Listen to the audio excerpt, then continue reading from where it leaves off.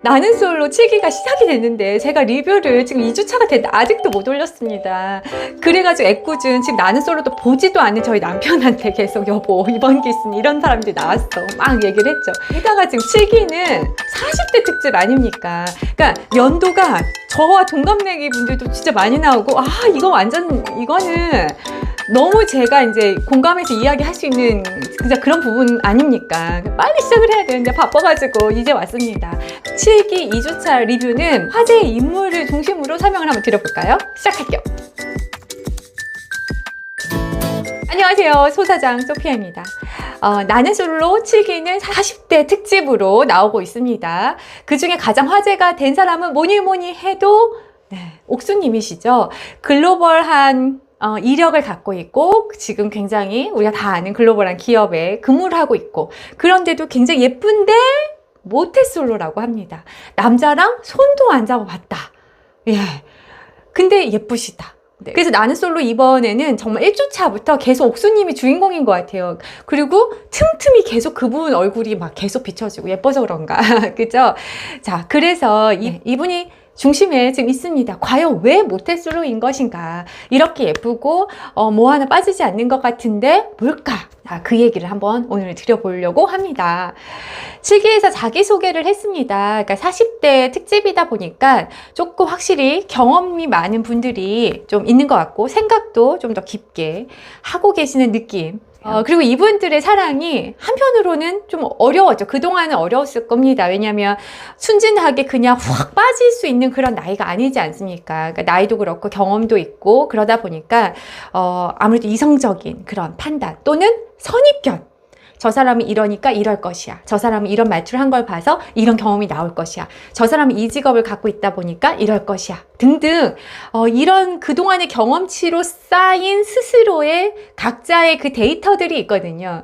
그거에 의해서 또 판단이 되기 때문에 어렵습니다. 그래서 이렇게 우리가 보기에 멋있고 예쁘시고 능력 있는 분들이 지금까지 솔로이신 것 같습니다. 그죠? 거기에서 옥수님이 모태솔로라고 했는데 이분이 왜 모태솔로일까요? 여러분들은 어떻게 예상이 되시나요? 저는 조금 예상이 되는 게 있을 것 같거든요. 이분과 함께 설명을 할 분이 한 분 계신데 굉장한 글로벌한 이력을 갖고 있는 국제기구에서 일하고 계시다는 광수님이시죠. 그 자기소개할 때 6개 국어를 말씀을 하셔서 와 사람들이 이제 놀랬죠. 광수님과 옥수님을 보면서 제가 갑자기 잊고 있었던 옛날에 저의 경험이 떠올랐어요. 자, 그게 뭐냐. 예전에 제가 중국에서 유학을 했는데요. 저는 이제 고등학교를 졸업하고 이제 가서 중국에서 공부를 해서 대학을 이제 들어갔어요. 대학을 들어가니까 그 나라에서 중학교, 고등학교를 다닌 친구들, 그리고 국제학교를 다녔기 때문에 중국어, 영어를 다 하는 친구들. 그러니까 저는 외국어 하나만 더 해도 우아한데 그 사람들은 3개국어 기본이고, 그리고 저는 난생 처음 이제 유학이라는 걸 가서 외국에 살아보는데 그들은 뭐 어린 시절에는 홍콩에서 살다가 지금 중국에 살고 뭐 중간에는 뭐 미국에 살았던 사람도 있고 거기서 이렇게 온 사람도 있고 굉장히 그런 외국 경험이 풍부한 그런 사람들이 굉장히 많은 걸 보고 제가 깜짝 놀랐었어요. 약간 옥수님과 광수님과 비슷한 케이스죠. 그죠? 우연히 어린 시절부터 이렇게 외국 생활을 많이 해보고 또 그곳에서 외국인들과 많이 이렇게 어울리다 보니까 외국어 능력도 갖추셨고 그러다 보니까 또 그 능력이 있어서 글로벌한 회사에 또 이렇게 일을 하시면서 커리어를 쌓고 있는 모습이 비슷하죠. 근데 저는 어떻게 보면 정통 한국파 아닙니까? 그 고3 야자를 하고 수능을 봐가지고 막 이런 경험을 했던 사람이잖아요. 제가 그 친구들을 만나면서 느낀 어떤 벽이 있습니다. 네. 뭐냐면 그 친구들이랑 저랑 이야기를 하는데 뭔가 공감이 안 되는 어떤 큰 벽을 느꼈어요. 그러니까 예를 들면 제가 정확하게는 생각이 안 나는데 그 단절을 느낀 경험이 너무 많긴 한데 잘 기억이 안 나는데 예를 들면 이런 걸 것 같아요.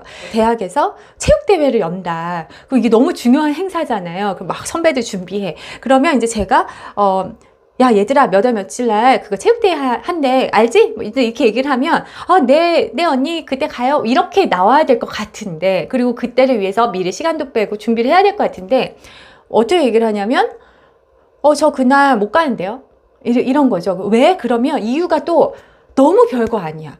뭐 예를 들면 그날 저 엄마랑 쇼핑 가기로 예약해놔가지고요. 이런 식인 거.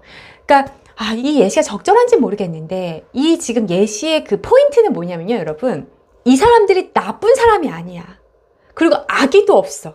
근데 뭔가 대화가 안 맞아요. 그리고 그 기본 깔고 있는 그 가치관에서 공감대가 없습니다. 그래서 나는 그게 굉장히 어려운 일이고 그게 되게 당연한데 얘는 그게 전혀 안 당연하고 그러다 보니까 뭔가 쟤 이상하네? 쟤 왜 저러지? 이런 것들도 있고 뭔가 예의 면에서도 약간 틀린 부분이 있었고 또 뭐 이렇게 선후배한테 하는 어떤 모습이나 행동에서도 좀 다른 부분도 있었고 제가 이렇게 꼰대 그런 건 아니거든요. 왜냐면 나이도 어렸고 저도 그 친구들이랑 뭐 한두 살밖에 차이가 안 났으니까. 그리고 학교 생활도 너무 달라요. 그러니까 외국에서 오래 살았고 외국에 고등학교를 다니고 국제학교 다니고 이런 친구들은 내가 겪었었던 그 한국의 수능의 그 빡셈, 야자의 그 지겨운데 버틴 그 뭔가 우리의 동지애가 없달까? 그래서 인내심이나 여러 가지도 뭔가 차이가 나고 뭐가 다르더라고요. 그래서 굉장한 외로움이 느껴졌거든요. 그런 사람이 되게 다수일 때 제가 이렇게 소수로 있을 때 뭘 느꼈냐면 내가 이상한가? 내가 왜 여기에 못 끼지? 왜 이들을 이해를 못하고 이들에게 공감을 나도 못 받고 있을까? 그게 굉장히 아이러니했어요. 근데 그 다음 해에 제 룸메이트가 한국에서 대학교 1학년을 다닌 저의 동갑내기 친구가 온 거예요. 그런데 대화가 그렇게 잘 통하는 거죠. 그리고 이 친구도 아니나 달라 자기네 과에서 왕따가 된 거예요. 자의로 왕따가. 그러니까 이 친구 말로도 뭔가 대화가 안 되고 어렵다는 거예요. 소통이 안 되고 공감을 못 하겠다는 거예요. 이해가 안 되는 거예요. 네. 근데 그거를 정확하게 우리가 설명을 못 하는데 우리끼리는 완전히 무슨 뜻인지 알 것 같아. 그리고 우리 둘은 또 너무 잘 통해. 자, 그래서 광수님이 이런 이야기를 하셨습니다. 자기는 6개국어를 하기 때문에 만약 자기를 선택해서 자기랑 뭐 이렇게 연인이 되면 자기가 여행을 굉장히 좋아하는데 자기는 현지인들과 어울리는 여행을 한다라고 말했어요. 그게 어떻게 보면 굉장히 멋있어 보이잖아요. 우와, 되게 재밌겠다, 멋있겠다. 자, 진짜 여자친구가 됐을 때 그렇게 가면 그럴까요? 재밌을까요? 안 그럴 것 같아요. 말이 통하는 본인은 재밌죠. 하지만 자, 봐보세요. 예를 들어서 어디 현지를 갔어요. 스페인에 갔어.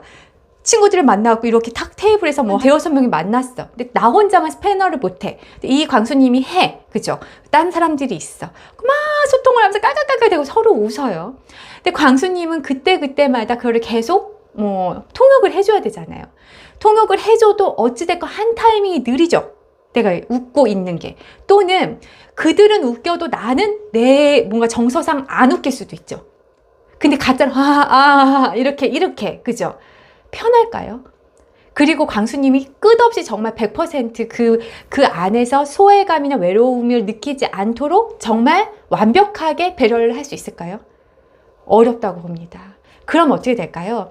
처음에는 이런 외국인들과 막 이렇게 한 자리에 어울려서 식사하고 밥 먹고 막 대화하고 이렇게 영어가 어설프긴 하지만 그래도 뭔가 이렇게 손발짓 하면서 그래도 외국인 친구랑 이야기도 해보는 경험이 굉장히 신선하고 처음엔 재밌을 수 있지만 그 시간이 길어지면 결국엔 대화는 얕은 단어들 그런 내용 선에서 겉돌고 말고 그리고는 결국에는 그들이 내용이 점점 깊어졌을 땐 소외감을 느낄 수밖에 없다. 그리고 또 그럼 누구한테 또 서운해요? 결국엔 그 남자친구한테 서운할 수밖에 없죠. 그 남자친구는 한다고 했는데 불편하겠죠. 혼자 있을 때 되게 좋고 막 친구들 사귀었는데 와, 이 사람 끌고 오니까 나도 피곤하구나. 굉장히 외로움을 느껴서 그 다음에 만약 다음날 또 저녁을 그런 모임을 간다 하면 만약 여자친구는 나는 오늘 그냥 호텔에서 쉽게 가서 놀아 이렇게 될 가능성이 높습니다. 네. 그런데 이런 이야기를 그 자기소개 시간에 막 얘기하시면서 아무도 못 알아듣는데 6개 국어를 자랑하면서 막 혼자 막 이렇게 하시는 모습을 보면서 저는 광수님이 굉장히 아직 모른다. 좀 그런 생각이 들었습니다. 이거 한국인 정서 이거 좀 모른다. 그래서 조금 안타까웠어요. 이해되시나요? 자, 그리고 옥수님의 이야기를 해볼게요. 이분이 모태솔로라는 얘기를 듣고 좀 이렇게 정확하게 표현을 해주신 분이 계셨는데 경수님이 그러셨어요. 그분이 모태솔로라고 한다는 거는 분명 남자들은 어떤 보이지 않는 되게 단단한 벽을 느꼈을 것이다. 그래서 거기에서 더 이상 못 나가고 어떤 꽉 막히는 부분이 분명히 있었을 것이다. 이렇게 얘기를 하죠. 네, 그게 되게 맞을 것 같아요. 그러니까 지금 보시기에는 되게 이렇게 이제 밝고 잘 웃으시고 호감이 있고 예쁘시고 이렇게 보이시지만, 그게 만약 남자가 이제 조금 한 발 다가서려고 호감을 표시하려는 그 찰나에는 갑자기 딱 벽으로 바뀔 수 있을 것 같아요. 저는 썸도 한 번도 없었던 것 같아요. 이렇게 말씀하시지만 제가 느끼기에는 그렇진 않을 것 같아요. 그러니까 실제 자신의 기준이 높은 분이실 것 같습니다. 그러니까 내가 호감을 느끼고 내가 확 끌릴 만한 수준의 남자의 기준이 높은데, 사실은 우리가 모두가 사실 그렇거든요. 우리의 모두의 각자 이상형은 여기 있어요. 하지만 소개팅 나가보면 또 실망하고, 실망하다가 그래도 그 중에 좀 괜찮으면 요즘 좀 괜찮은데 좀 만나볼까? 좀 알아나 볼까? 하면서 시간을 좀 쓰고 노력을 하는 거거든요. 그리고 약간 타협점을 찾는 거거든요. 근데 그 타협점을 좀 이렇게 낮춰서 해야 되는데 그러진 않고 딱 버티는 게 있는 것 같아요. 그러다 보니까 사람이라는 게 조금 더 좀 기회를 갖고 시간을 갖고, 그리고 나도 좀 희생을 하고 노력을 해서 깊이 들어가야 그 사람의 매력을 더 느껴서 나도 좀 사랑에 빠질 확률이 높아지고 하는 건데, 어떤 세워놓은 딱 그것에 맞춰서 누가 딱 들어왔는데 딱 바로 아니야. 그러면 바로 벽을 딱 세우는 거죠. 이게 하나의 가정이고요. 또는 뭐가 있을 것 같냐면 이분이 옥수님이 굉장히 나름대로 좀 잘해봐야지, 나도 좀 사귀어봐야지, 뭔가 이런 마음을 되게 갖고 노력을 하시면서 앉아 계셨다고 칩시다. 근데 그 상대에 오는 대상이 이야기를 하는데 공감대가 잘 안 생길 수도 있을 것 같아요. 그러니까 제가 예전에 저와 삶의 그런 방식이 공통점이 없었던 그런 사람과, 이렇게 성장을 했던 사람과 만나서 이야기를 하는데 뭐가 정말 어려웠었다는 그 느낌을 받은 것처럼, 이분이 워낙 조금 특이한 그런 생활을 하고 살아오셨기 때문에, 그리고 집안 분위기도 뭐가 좀 예술가적인 그런 것도 있을 것 같고, 이런 분위기에서 그런 경험을 전혀 하지 못한 사람은 이렇게 얘기했을 때 공감대가 형성이 되기가 되게 어려울 것 같습니다. 그래서 제가 느꼈었던 뭔가 어렵다, 그리고 가까워질 수가 없을 것 같다, 너무 힘들어, 쟤랑은 가까이는 못하겠어, 뭐가 대화가 되고 뭘 서로 알아야지, 공감대가 있어야지, 그거를 진짜 제가 깊게 느꼈었거든요. 그 친구의 삶과 저의 삶이 너무너무 다르게 온 거죠. 그래서 안 돼. 그래서 그때 한국에서 같이 공부하고 고등학교 생활을 했고, 또 우리의 고등학교 생활도 다 뻔하지 않습니까? 여고 애들 다 체육복 입고 이런 스토리 말하면 다 비슷비슷하잖아요. 대학생활도 비슷하고. 그런 친구를 만나서 수다를 떨고 싶다, 그런 생각이 진짜 간절했었거든요. 약간 마주하는 어떤 기회가 됐을 때도 남자가 옥수님과 대화를 하는데 뭔가 대화가 계속 막히고 공감대를 찾으려고 노력은 분명히 하셨겠지만 공감대를 찾는 것에 실패를 해서 대화가 이어지지 않았을 가능성도 있을 것 같습니다. 네, 이제 앞으로 진행이 되는 이제 부분에서 영숙님의 이제 성격이 나올 것 같고, 그분의 이제 약간 조금 본색이 딱 나오는 부분도 있을 것 같아요. 약간 저는 정색 부분도 있을 거라고 생각하거든요. 근데 이렇게 딱 차갑게 변하는 그 포인트가 있을 것 같아요. 그러니까 남자가 했을 때 딱 이렇게 딱 느껴지는, 그 남자가 확 한 발 뒤로 물러서게 하는 그런 것도 좀 나올 수 있지 않을까? 그런 생각도 들어요. 분명한 이유가 있겠죠. 이 프로를 통해서 나오신 분들도 자신을 조금 더 이렇게 객관적으로도 볼 수도 있고, 많은 사람들이 자신을 어떻게 보는지도 또 좀 더 다양하게 들어볼 수도 있고, 이런 거에서 그럼으로 해서 자신의 앞으로의 연애 생활에 진짜 도움이 될 것 같아요. 자기소개 듣고 할 얘기가 너무 많지만 너무 길어져서 여기까지 하도록 하겠습니다. 저는 그러면 다음 주 리뷰로 또 돌아올게요. 여러분 감사합니다. 안녕.